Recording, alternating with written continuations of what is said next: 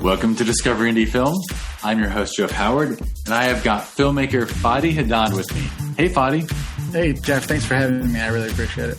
Hey, thanks for being here. So I know Fady because he brought his feature film Lupe to the festival I program, Film Invasion Los Angeles, in 2020, which means Fady submitted Lupe before COVID existed because our final deadline was like March 15th. So maybe if someone submitted that last week, they had a clue.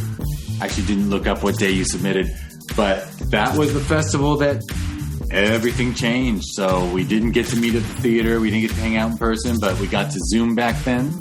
And we're getting to Zoom again now. So again, if the audio isn't perfect, don't blame Fady or me. Just blame whatever corporation owns Zoom. But we are here to discuss his career and how he got to where he is. And then we'll talk about Lupe.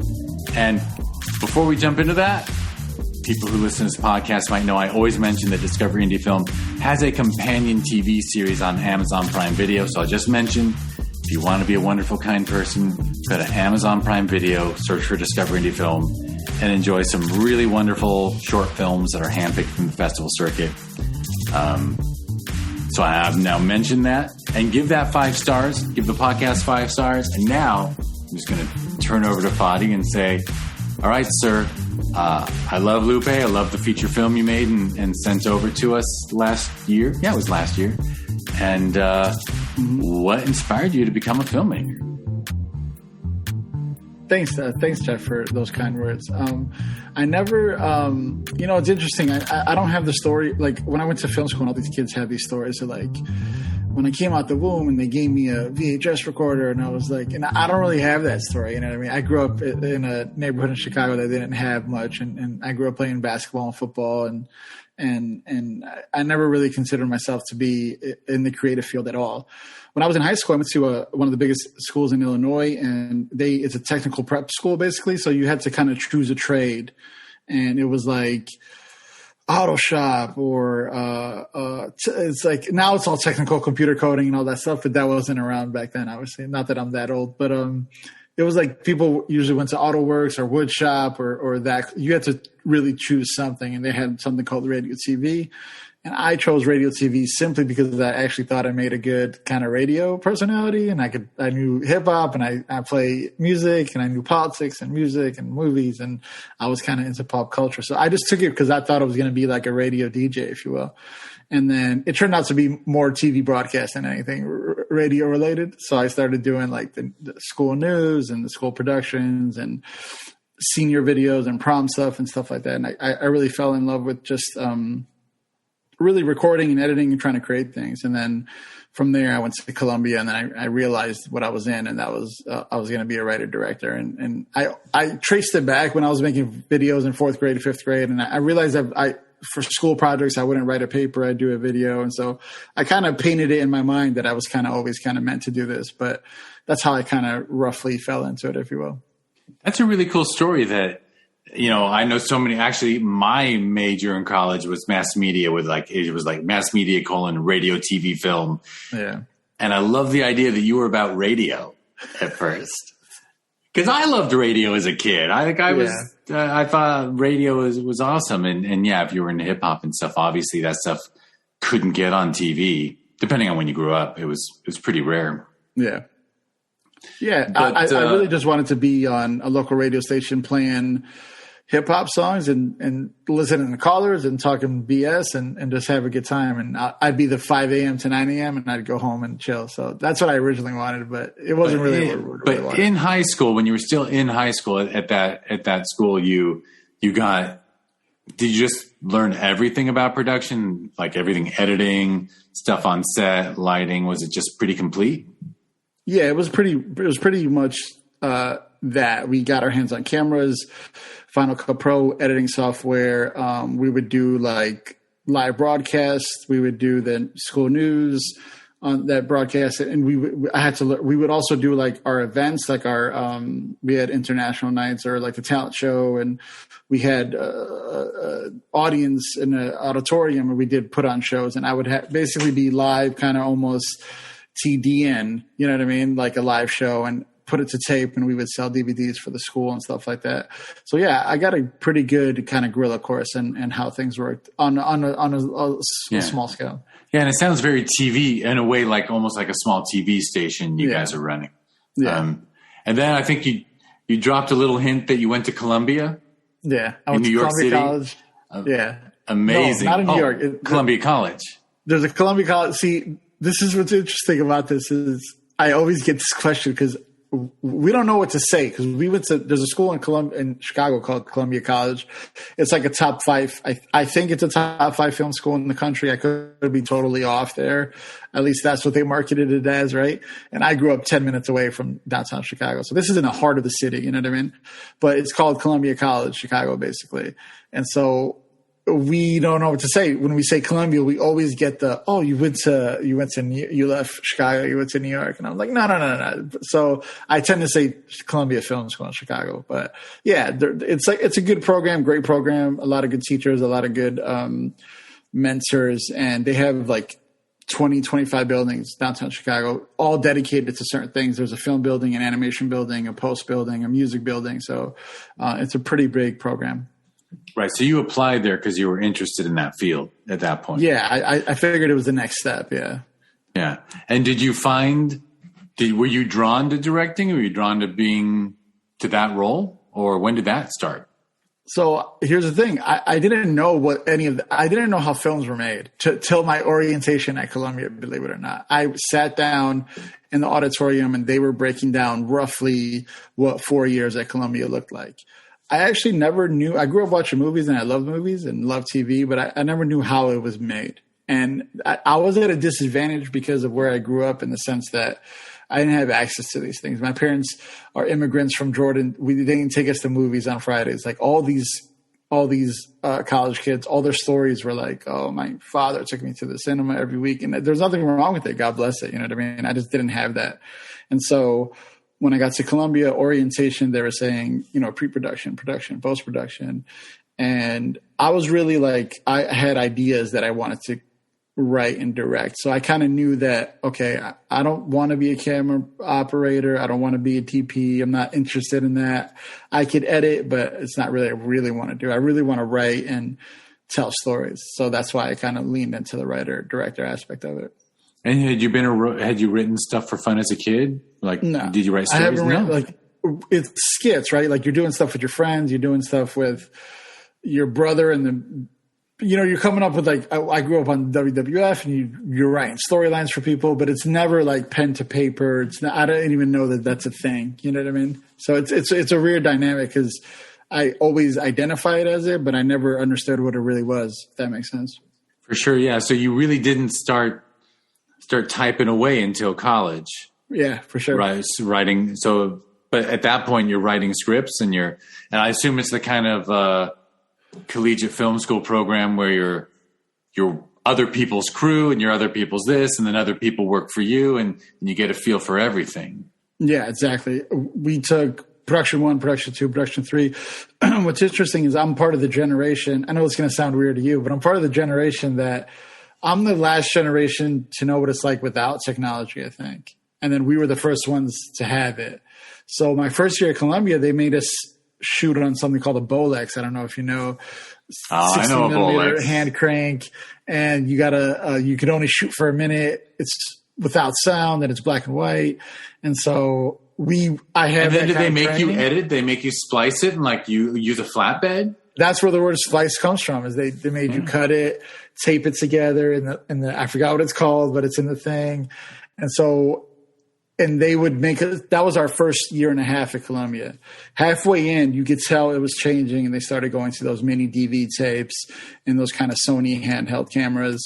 But I always appreciated doing that because, I used to be like, man, I already know Final Cut. Why am I sitting here cutting film with a razor blade in a dark room?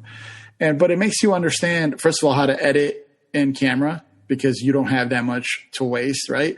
It also teaches you of the business a little bit, of why they call it the cutting room floor, you know what I mean? It just gives you some sort of that nostalgia and that history of it. So I appreciate it to this day. For sure, yeah. So Final Cut Pro and stuff existed, but the school was just into the discipline of working with physical film? Well, at that point, digital hadn't taken over. Digital was like for the BMXers and the skaters and then all that stuff. People remember like Spielberg was still making Munich and he was cutting it, you know what I mean? And on physically. So the industry hadn't necessarily transitioned, but by my senior year, it had fully transitioned. So it was just, I was part of that generation where I saw the transition live. So when I was a senior, freshmen coming in weren't doing that because the curriculum had changed so much. You know what I mean? Right. So you were right there. So you were like the last group that got to play with those Bolexes. Yeah, for sure. At least forcibly. If you wanted to play with them voluntarily, you might go ahead, but they made us do it. Yeah. Yeah. No, I mean, I'm sure a lot of people, we still get a film or two every year that someone shot on 16 just because they wanted the aesthetic, even though you can kind of mimic it now digitally. Well, I think not, I don't know. I'm not a purist in the sense of, I know how hard it is to shoot films and the fact that I can't look at what I'm looking at and I can't see it, even when I put a LUT on it or whatever, what have you. You know what I mean? Like the fact that I can't look at what I'm shooting, I think is the biggest disadvantage of stuff like that. For sure. No, I mean, I'm a bit older than you. I'm not going to ask the exact year you were born, but yeah, I mean, I can remember back when, the most expensive part of making an independent film used to be the lab, the film lab. Yeah. That was the biggest chunk that came out of your pocket if you were making a short or making a feature. I mean, you shot on this film and you tried, used to limit your shooting ratio because you knew that you were going to have to pay out here. It was Photocam. You're going to have to pay them thousands of dollars to like give you your what was it? The dailies and, that first print. Yeah. And I got that experience and I really appreciated it. My first class I shot something in the park and it was underexposed and I'm just like, oh, okay, I understand. Like that's where the light meters come in and that's where making sure you're properly all that stuff comes in and now it's all fixable in post. But I think me having a bit of experience with that, I think makes me a little bit better, I think. But who knows, right? Who knows? No, I mean, I know everyone shits on the new generation that like, oh, they're not suffering like we did. But what are you going to do, right? I mean, yeah.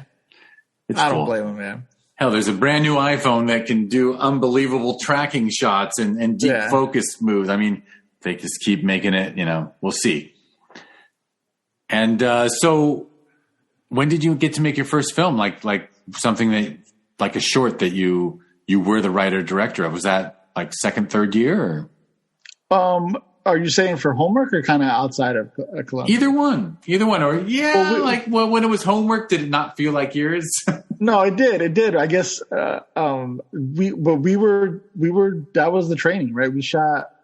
I took production 1, production 2, production 3. You had to shoot a short each time. By the time it got to production 3, we were digital at that point, so it was a little bit different.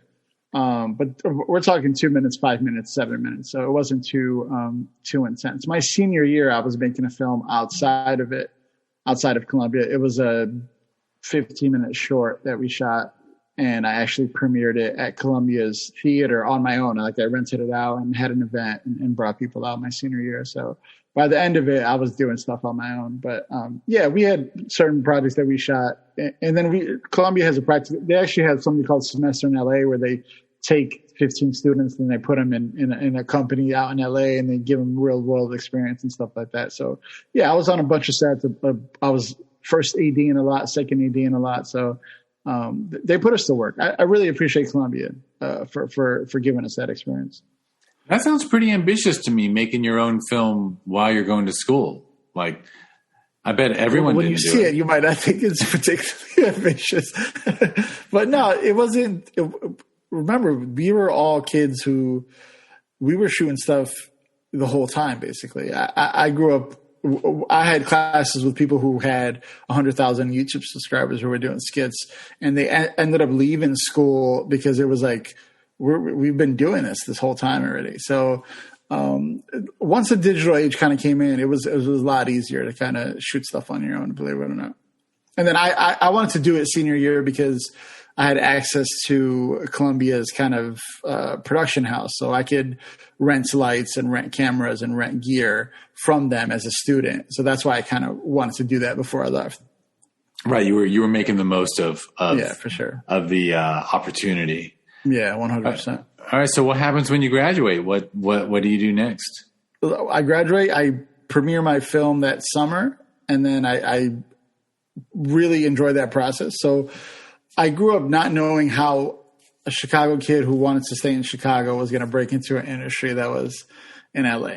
Now I know that with the technology and all the shows that are here in Atlanta and Toronto and all the, like, I don't necessarily have to go to LA per se, but I was worried about how I would do that. This was close to 10 years ago at this point. Right. So I made my film, liked it. And then I thought, what if I just become kind of like Kevin Smith, right? Where he kind of makes his own movie with his own people, his own thing, premieres it his own way. I could take it to Ohio and rent a theater and premiere it there. And I could kind of do that kind of tour style, if you will. And I'm just one guy with one film going one place and showing it out. And it really worked for me for that first time. And then, so that was 2000, I don't remember, but that was my first year after Columbia. And then 2 years after that, I made a second one. This one was close to 30 minutes. And I did the same thing, right? Rented a 1,000-seat theater, probably put 250 people in the seats, which I'll take as a W for sure. And then that was my second. And then Lupe ended up being my third one. There was a little bit of a gap there where I started doing music videos, kind of testimonial videos, kind of company videos, and I was doing that stuff. And then Lupe ended up being my third film 6 years after my second film. So there's a little bit of a gap there. A little bit of a gap, but you were doing, the music videos. I bet there's a lot of industrial film work in Chicago. Yeah, 1,000%. Yeah, there's a lot of, especially when the hip hop boom came in that early 2012, 13, where it was just like everybody was a rapper and everybody was going to pay $500 to stand there and kind of rap with their friends on the stairs, right? So I made some money trying to do that stuff. It wasn't particularly probably great stuff, but I was honing my craft and I was trying to make a couple dollars along the way. And were you itching to was Lupe something you were writing and getting ready to do, or? I didn't know what my next film would be because I wanted to, I wanted each one to be better than the last one. And I didn't want to just shoot it. You know what I mean? I wanted each one to be a step. My second film was 10 times better than my first one. If you were to watch them, you would probably think the same thing. Lupe is 10 times better than my second one. So I really wanted to push the envelope as much as I could. I also just didn't have the money and I didn't have resources. And it took me a little bit of time I know somebody with a red and I know somebody who could color this. And I built up my network along the way too. So I think it was on time for everything that I could have never made that movie outside. Plus it took 2 years to make, in the sense of we shot it in Chicago. You only have a limited time before it just gets too cold. Right. So November to April, you can't really shoot. So I shot originally in October. The weekend after I shoot, it's snowing. So I had to wait a whole year to shoot the following October because May in Chicago doesn't look like October in Chicago. It looks completely different. Like fall in Chicago has a certain look and aesthetic. So I shot this in 4 days, 2 days in October, a year later, another 2 days in October. So yeah, it might have came out 6 years after, but it was in the process a little bit during. And it's an amazing story. I remember this from the Q&A for Film Invasion in 2020, the year apart, because it doesn't show one bit when you watch it. That stuff's seamless. The fact that you were able to keep the cast and crew together, remarkable, just remarkable. The continuity of it. I forget. Did you do a lot of rewriting in between? I added a scene because the actor that I got, I just particularly just wanted to give him more material to kind of shoot in, and we were able to fill some story. It's beneficial, right? When you could get half the film, edit it, and see kind of where your holes at, and then be like, okay, I could kind of patch this a little bit. And we shot the back half of the movie first, so I was able to kind of patch some of the story holes in the beginning when we came back the next year. And it's kind of difficult, right? I was telling people, try not to gain too much weight, try not to lose weight. keep the same clothes, just put them in a Ziploc and put them in your closet. I don't know if you can notice it. Someone's wearing a different pair of glasses than they were the year before, and that was just uncontrollable. You know, at some point, someone had moved to Florida during and was, I'll just say it had a trouble legally with the police, and it was like I had to fly him out and get him back to Chicago for the weekend legally, and I had to write like his probation officer and do that stuff and get it so we weren't in trouble when we were, because I'll tell you what, 6 dudes in a car in Chicago with like fake guns and fake bullets, and it was a disaster. If something would have, we got lucky and nothing happened, but if cops pulled us over, it was going to be a disaster for sure. For sure. Yeah. Well, wait, so I guess I didn't quite ask the question, like the Lupe screenwriting process. Mm-hmm. What was the inspiration? So for anybody who doesn't know, Lupe is about basically a missing girl who 3 neighborhood friends kind of team up and try to figure out what happened in this kind of dark underworld, if you will.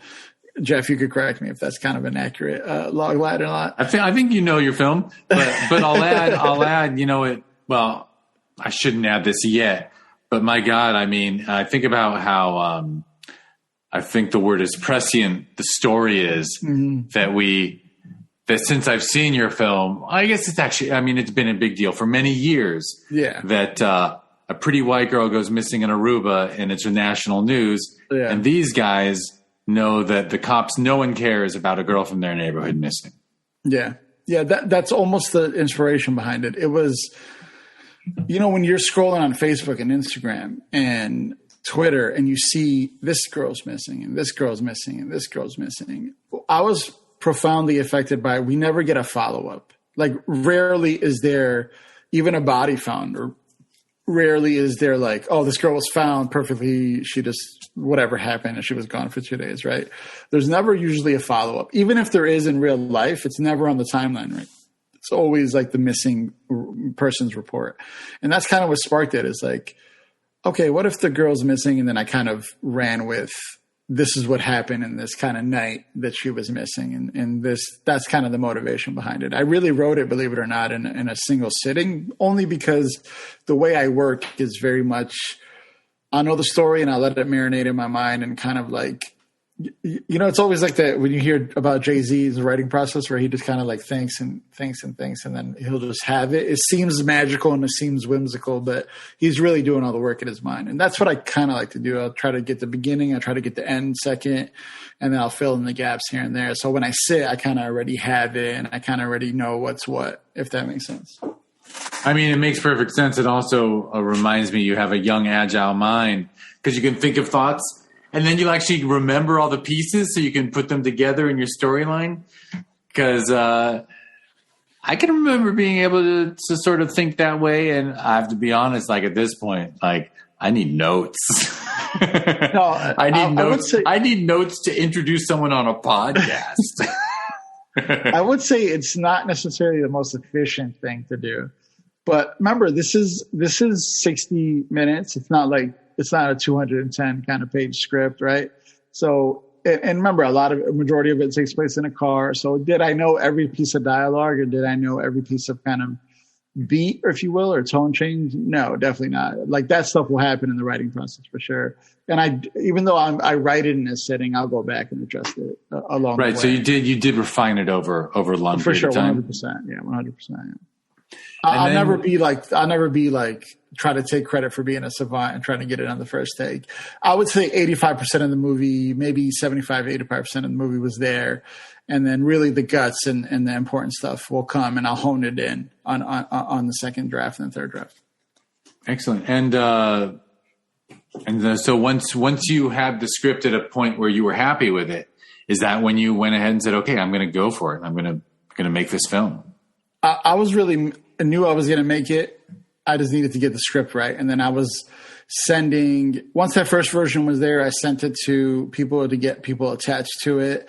I sent it to my DP, my sound guy, just to get them attached to it and be like, this is what's next. You know what I mean? I really like to think that I have a crew down pat, that will change over time, but it's like, these are the people I want to work with, and these are the people that will work with me, and we have a good rhythm and stuff like that. So yeah, I'll send it to all them. They'll be like, cool, let's do it. And then it just comes down to, all right, let's get people casted and let's get people going. And you had some, right? You had some ambition there. Like you got some Chicago legends in your cast. Yeah. So the lead, I guess you could say junior plays by a Chicago rapper named Shael. His name is Angel Pedraza.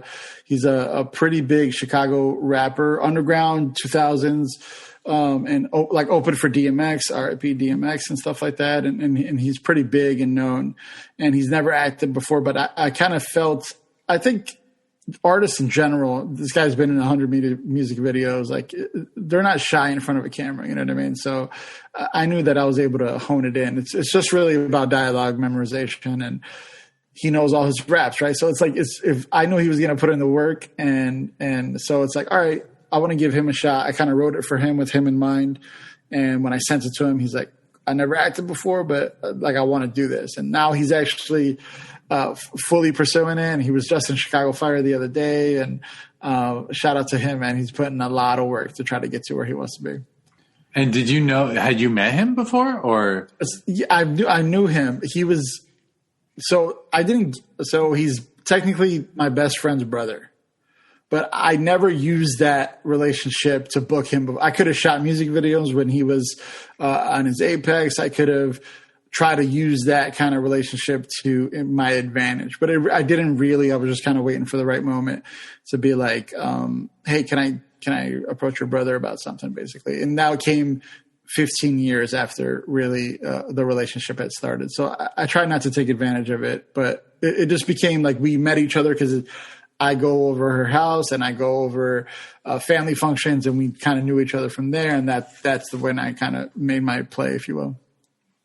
That makes sense. And I mean, look, you almost sound apologetic when you say it, but like you inspired this performer to like pursue, to expand his artistic horizons. I mean, you don't have to apologize for reaching out to your best friend's brother and say, hey, I think you'd be great in a film. And obviously you've been directing music videos, so you understand, how performers are on camera. Yeah. And he knows lyrics, and he knows, I would say he's a lyricist, right? He's what they would classically call an MC, if you will, not to get too technical and stuff like that, but which I believe microphone controller. Exactly. Yeah. Not EMCEE was, I'm forgetting Ed Sullivan, not the Ed Sullivan MC, but yeah. No. Yeah. More of a hip hop kind of, classic lyricist. So I knew he had all the puzzles to make it fit. And I just knew if he just clicked in his brain that he wanted to do it, I think it would have never been a problem. And he read the script and liked it? Yeah. The first thing he told me was, he grew up roughly in the same neighborhood I did. And the first thing he told me was, I just like that you didn't do too much. Like the stuff that we grew up watching and witnessing doesn't need dramatization. It doesn't need to be exaggerated. It doesn't need to be fluffed up, right?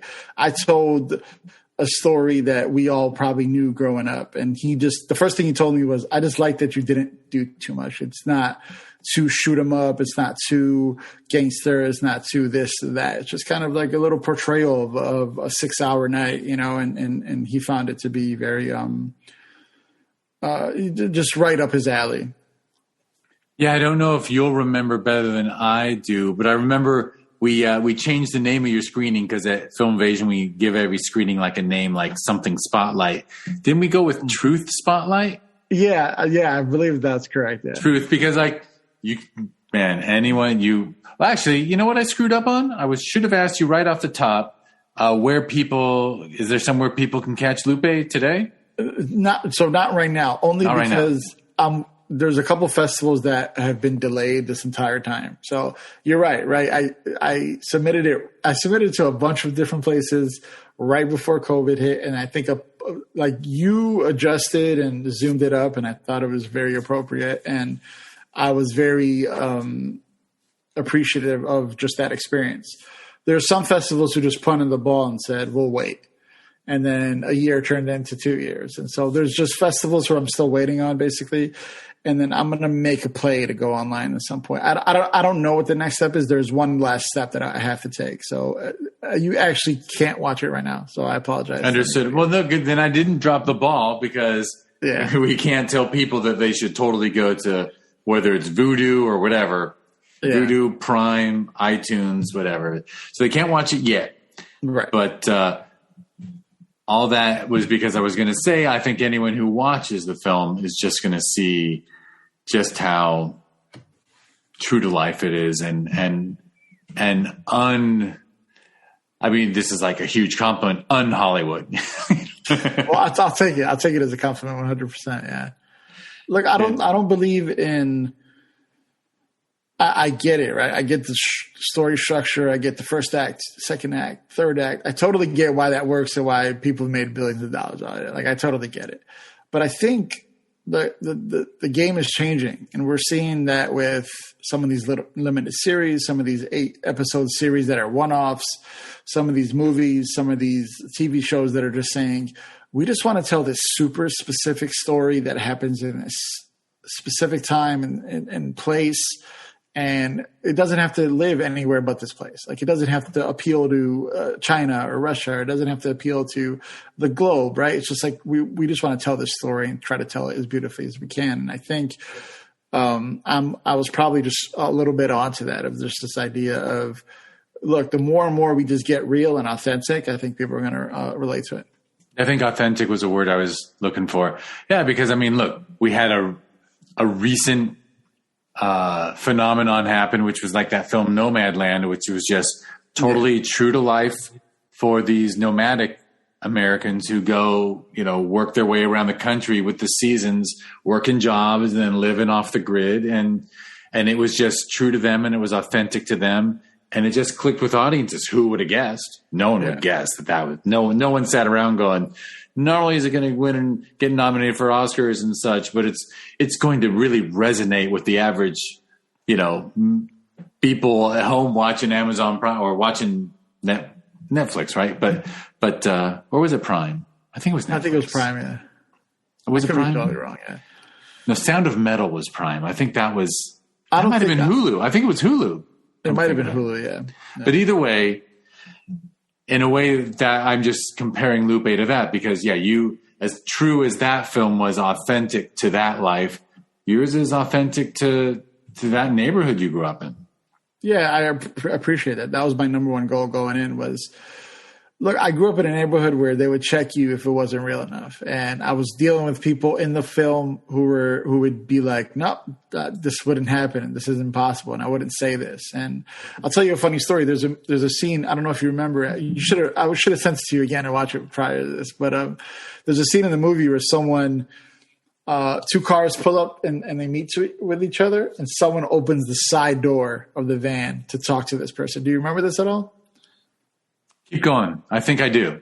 It's basically just, it's in the beginning. 2 cars kind of meet up in this kind of alleyway. Instead of the windows going down or anything like that, there's the whole van side door opens up and they're talking. And my DP, who's white, was saying, why are we doing this? This is kind of weird that they would open the whole side door. And everybody else in the car laughed because everybody else in the car knew that they'd have done that or had that done to them before in the past. You know what I mean? So it's just those little details that I know people in the film know, people who grew up in those neighborhoods would know. That stuff, I think, is where I like to live in, because I know that when someone watches it, they're going to get it. And maybe not everybody gets it, but it'll resonate with people, I think, as long as you're just authentic to the culture and to the truth. And I think you've got, okay, so now here comes a question I wasn't expecting myself to ask, but I think you've got a fascinating point of view in a way, because so I learned tonight that your family's from Jordan. Yeah. So you're growing up in a neighborhood. There couldn't have been that many other Jordanian kids around, right? Right. So you were part of this culture, but you were also an outsider to it, which might make you a bit of an observer. So it kind of make, you know what I'm getting at already, right? That like you became an observer of this and part of it, and that's what made you so ideally suited to tell a story about it. Yeah, like everybody likes to say identity crisis now because I think everybody knows that they have one at some point, right? But I grew up in a strict Middle Eastern household, but I grew up in a predominantly Black and Hispanic neighborhood. So there's two different worlds. And I, believe it or not, growing up, Jeff, I identified more with the Hispanic and kind of that Black culture than I did with my own culture. It's like all my friends were Black and Hispanic. All my things I were doing was in the neighborhood doing things and going to corner stores and playing softball till midnight and running from gangs or fighting with gang people. It was just like I was in this world, and I would go home and I would expect to just turn all that off. And I was this Middle Eastern kid who was eating Middle Eastern food in the middle of a million different people that weren't like me, and even though I never did dirt or I never got in trouble, I was just always with people who were doing that stuff. And so you're right. I was an observer. I'm a guest, and I wholeheartedly understand that role. And I just like to think that I did tell a story that was authentic to me in the sense that I did observe this growing up. And when people watch this film and they're in the car,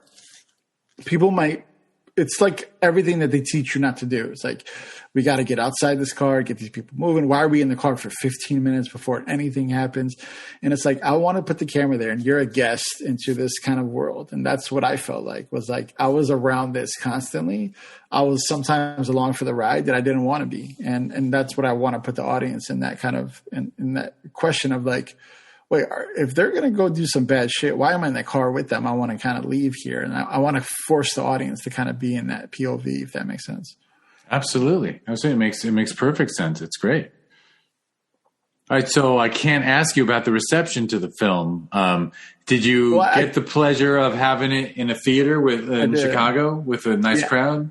Yeah. So there's a theater in Chicago called the Music Box, which is like, I think the best theater in the city. It's like this old kind of, it's on an old street and it's old school and it was around since the 1920s. And there's like ghost stories and there's like old dead employees that haunt it. It's like this whole kind of Chicago feel to it. You know what I mean? And I rented it out. This was right before the pandemic hit. And I rented it out, sold tickets, 350 people came out.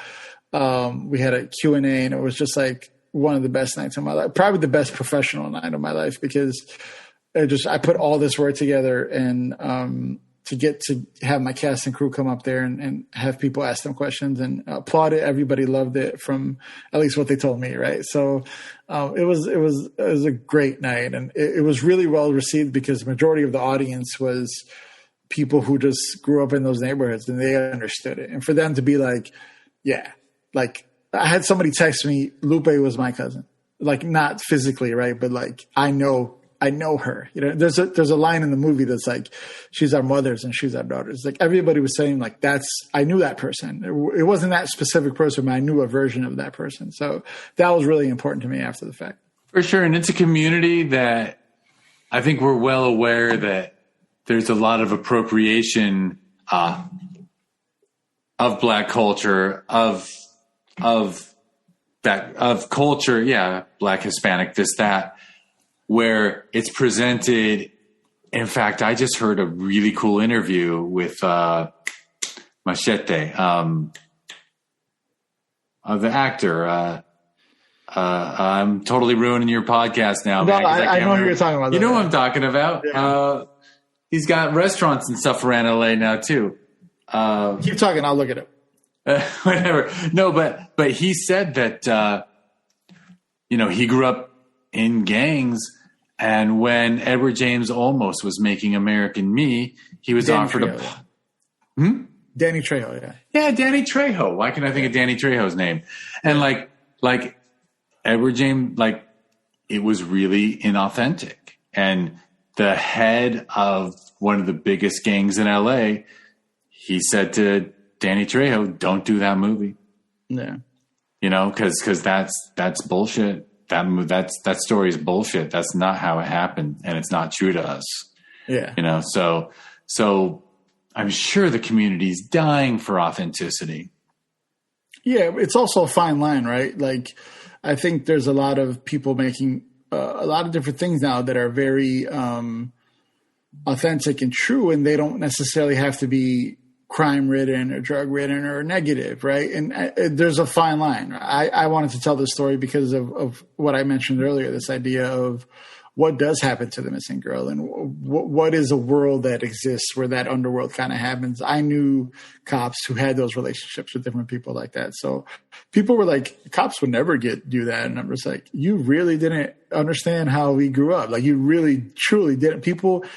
Cops had people's cell phone numbers. People called them. Like it was very, very regular, you know? So I thought I did a good the way I like to look at it is there was people in the movie who would have checked me along the way, and we made this together as a team, and I'm very appreciative of them and the work they put in for sure. Excellent. All right, so you still got some festivals left. So you're going to approach you're going to end up with a almost 2-year festival run, but of course a lot of it was interrupted by a little thing that kept everyone inside for a year and a half and totally screwed up hard to believe they're still in movie industry, actually. They're pushing hard. Yeah. They had that much cash sitting around that like Disney could lose like a couple $100 million a day and be like, well, we can do this for 10 months. Yeah. We'll wait a little bit longer. It's amazing. We'll keep the theme parks and the movie theaters. Everything's going to stay closed. But so have you planned out what you're going to do next? I want to start doing some, I'm not planning a film. I'm writing my next film. It's a feature. We could talk about it after because I don't want to spoil anything. Yeah, you don't have to give anything away. Yeah, but I want to write this feature with the intention of not shooting it myself or not shooting it on a shoestring budget that I'm stringing together. So the reason I say that is because when you're writing something that you intend to shoot or that you intend to not have a budget for, you limit yourself creatively because like you want explosions or you want this thing or you want this thing, and you just limit yourself on the writing aspect because you can't fund it. So I want to just write something, a feature that could exist on its own, and then maybe I'll try to sell it or try to convince somebody to fund it and let me go do it.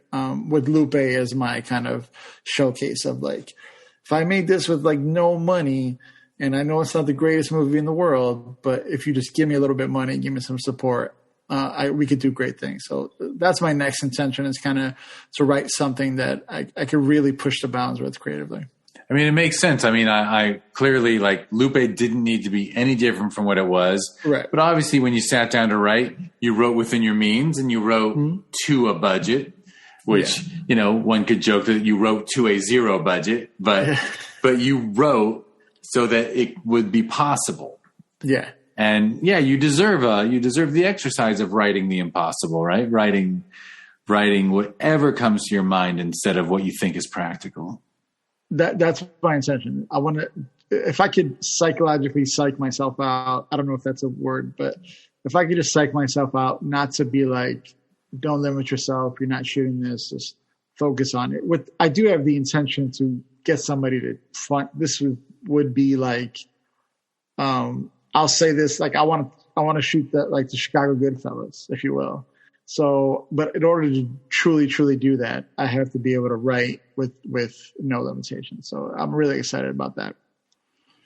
Yeah, I mean, some stuff takes place in Chicago, but Chicago really never gets its respect from all those overrated Italian filmmakers who I'm already going to cause trouble with that line. But yeah, it's just so New York based.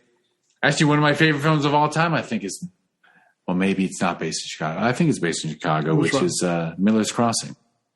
I think that's old school Chicago, if I'm not mistaken. It is old school Chicago, and it's like it's, you know, because it's made by a couple of Midwestern dudes from, forgetting, I think they're from Wisconsin. But anyhow, well, since you don't want to give away too much on the next thing, but people can look forward to it, and we can't tell people exactly where to go watch Lupe.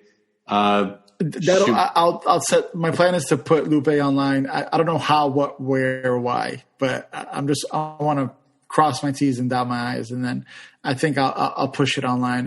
Hopefully before the year is over. We'll see. Yeah. And if you want to talk to some people who've pushed stuff out there themselves and worked with, the aggregators and distributors, I can put you in touch with people. I know a lot of filmmakers. I know a lot of filmmakers who have a lot of strong feelings about a lot of things. What can I say? It's the Wild West now, right? Because it's a very interesting time to distribute digitally. Yeah, I think there's spaces for. It's interesting, right? Because everybody's so used to following a formula, right? It's like we want a 15-minute short, or we want the hour-and-a-half movie, or we want the series, right? So I think there's a lot of space now with all of these different platforms just to have different. There's no rhyme or reason. There's no rules, and I think Lupe could find a home that does it justice. So I'll definitely take you up on that offer. For sure, yeah.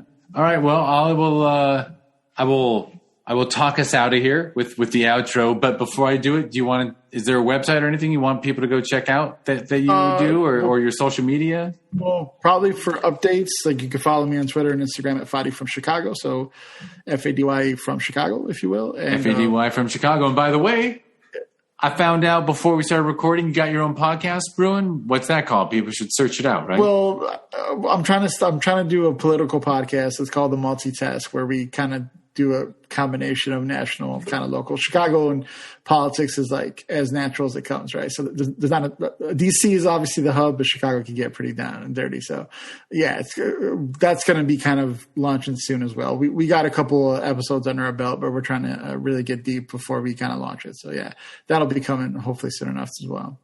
Very cool. All right. Well, people will look for that. Wait, what was the title? I like that. It was a good one. Yeah. The Multitask. Yeah. I like that. The Multitask. Yeah.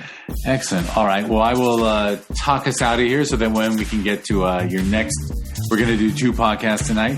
For those of you listening, you should listen to the next podcast after this one on Discover Indie Film, because the next one we're going to hear Fady answer the Discovery Indie Film 4 questions, which includes his favorite film. So you'll learn what inspired him. So anyhow, I mentioned at the top that Discovery Indie Film has a companion TV series. So you can learn about the TV series or the podcast if you go to discoverindiefilm.com. And if you want to check out the social media, it's at DIF Wins, because we were trying to decide what the handle would be, and DIF Wins was the winner, right? And we had Lupe at Film Invasion Los Angeles, which is a film festival I'm very proud of. It's been, next year will be the 7th year, and you can learn about it. We held it every June in Los Angeles. You can learn about it at filminvasionla.com. In social media, it's at filminvasionla. And I actually have a second film festival that I'm the programmer of. That's the Sherman Oaks Film Festival. You can learn about it. And we have it every November. In fact, it's going to be 8 days in a theater this November. I can't believe we've just been growing and growing. So I think 70 films in 8 days. It's I don't know. I'm gonna need some uppers, man. I'm gonna need some amphetamines to stay awake through that. But I might know a guy. I know a guy who works on sets. He's like, anything you need, I can get on a set. But anyway, not to joke about drugs too much, but Sherman Oaks Film Festival is going to be this November. It's going to be wonderful. You can learn about it at ShermanOaksFF.com, and on social media, it's at ShermanOaksFF. And the last thing I got to do is grub for stars. 5 stars. If you're listening to this podcast, that means you can give it 5 stars, I think, on Apple or iTunes or something. Or if you watch the Discovery Indie Film TV series, go to Amazon or Amazon Prime Video. Give that 5 stars, The world, giving someone 5 stars is an act of kindness, and can't be too much kindness in the world. We need more of it. Right? All right. Well, thank you, Fady, for a good talk. And I'll stop recording, and then we'll start recording again. Thanks for having me on, Jeff. I appreciate it. All right. And thank you, everyone who listened.